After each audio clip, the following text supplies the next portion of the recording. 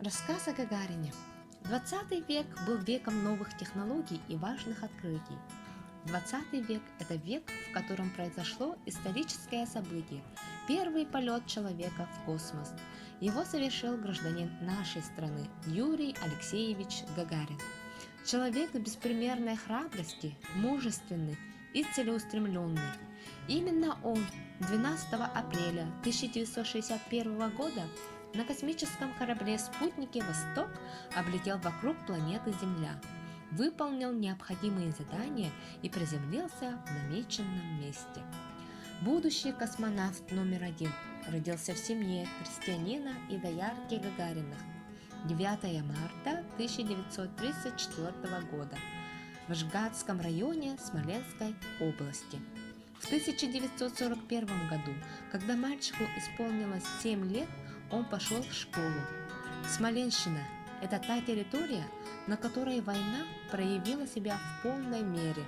Когда ее заняли немцы, учеба для детей, в том числе и для Юрия Гагарина, на время была прекращена. Лишь в 1944 году школа вновь распахнула двери. Учиться было трудно, не хватало элементарного бумаги. Найти клочок бумаги было большим счастьем, но никакие трудности не смогли помешать детям, жившим в послевоенное время, получить образование. Ученики стремились к знаниям, война лишь усилила эту тягу. Из школьных предметов Юрий Гагарин особенно любил историю, математику и литературу.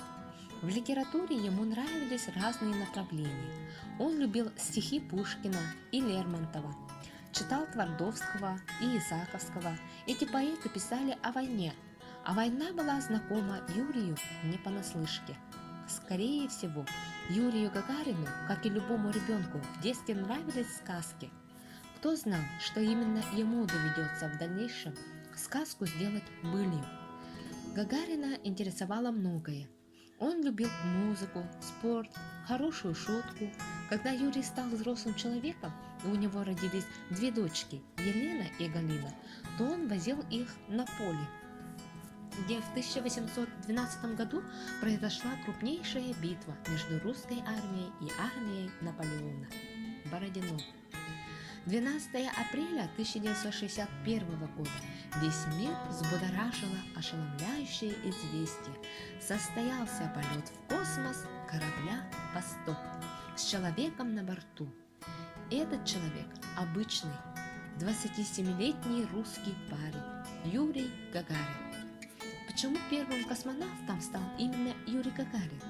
Решающее слово в пользу именно этого человека сказал главный конструктор Сергей Павлович Королев. Все пилоты из первой группы космонавтов были подготовлены и физически, и морально очень хорошо. Почему Королев выбрал именно Гагарина? Решающую роль сыграло то, что Гагарин умел очень быстрее всех принимать важные решения. После приземления Юрий Алексеевич доложил руководителю страны Хрущеву, что программа полета успешно выполнена. Приземление произошло без осложнений, травм и ушибов у него нет.